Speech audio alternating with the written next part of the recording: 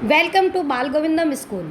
आज मैं कक्षा 8 के लिए पाठ 1 ध्वनि, जो मैंने आपको अगले वीडियो में बताया था और पढ़ाया और समझाया, आज उसी पाठ के मैं प्रश्न उत्तर लेकर आई हूँ। पहला प्रश्न अपना ये है, कवि को ऐसा विश्वास क्यों है कि उसका अंत अभी नहीं होगा। इस प्रश्न के अंतर्गत हमें प्रश्न को पहले समझना है। प्रश्न में कवि पूछ रहा है कि उसे ऐसा क्यों विश्वास हो रहा है कि वो भी उसका अंत नहीं होगा। तो उत्तर है, कवि को ऐसा विश्वास है कि उसका अंत अभी नहीं होगा, क्योंकि उन्हें देश के युवा व्यक्तियों में आशा रूपी ज्ञान का प्रकाश बढ़ना है। जैसा कि कविता में बसंत के आने से एक नई शुरुआत हुई है, उसी प्रकार वे लोगों को नई रोशनी आने का कह रहे हैं। प्रश्न 2, फूलों के अनंत तक विकसित करने के लिए कवि कौन कौन से प्रयास करता है। ये इस प्रश्न में हमसे ये पूछा गया है कि फूलों के अनंत यानी उनकी कहाँ तक उनको विकसित करने के लिए कवि क्या क्या प्रयास कर रहे हैं। विकसित यानी खिलने के लिए। तो उत्तर है, फूलों के अनंत तक विकसित करने के लिए कवि उन पर अपना कोमल हाथ फेरकर जगाना चाहता है और वह नए सवेरे का संदेश देना चाहता है। प्रश्न 3, कवि पुष्पों की तंद्रा और आलस्य दूर हटाने के लिए क्या करना चाहता है। इस प्रश्न में कवि कह रहा है कि वो पुष्पों की तंद्रा यानी नींद और आलस्य को हटाने के लिए क्या करना चाहता है। उत्तर, कवि प्रश्नों की तंद्रा और आलस्य को दूर हटाने के लिए अपने जीवन की अमृत से उन्हें सींचकर हरा भरा करना चाहता है।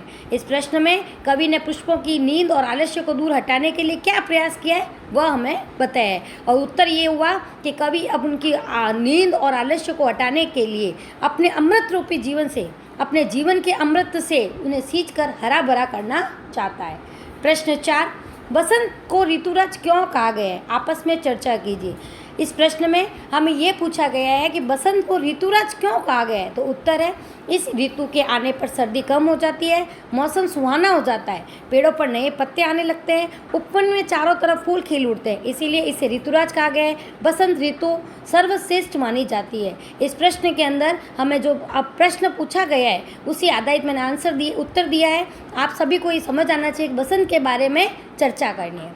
प्रश्न अभ्यास कार्य, इसमें मैंने आपको 3 प्रश्न दिए हैं। अभ्यास कार्य इस प्रकार है, बसंत ऋतु में आने वाले त्योहारों के विषय में जानकारी एकत्र कीजिए और किसी एक पर निबंध लिखिए।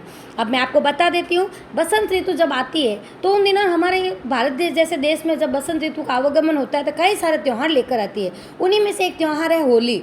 तो आपको होली पर एक अच्छा सा निबंध लिखना है। प्रश्न 2, भारतीय पंचांग के अनुसार हमारे यहाँ हिंदू महीनों के नाम क्रमबद्ध लिखो। इस प्रश्न में मैंने आपसे ये पूछा है कि भारतीय पंचांग जो हमारे हिंदी महीना होते हैं, जनवरी फरवरी तो अंग्रेजी महीने हुए, उसके आधार जेठ आषाढ़ कर ये सारे जो महीने होते हैं, चैत महीने से शुरू होकर ये महीने शुरू होते हैं, इन महीनों को आपको क्रमबद्ध लिखना है। प्रश्न 3, भारत देश में कितनी ऋतुएं होती हैं उनके नाम लिखो। अब मैंने आपको बताया है कि हमारे यहाँ 6 मौसम होते हैं, 6 ऋतुएं, उन मौसम के यानी उन 6 ऋतुओं के नाम आपको लिखने हैं। धन्यवाद।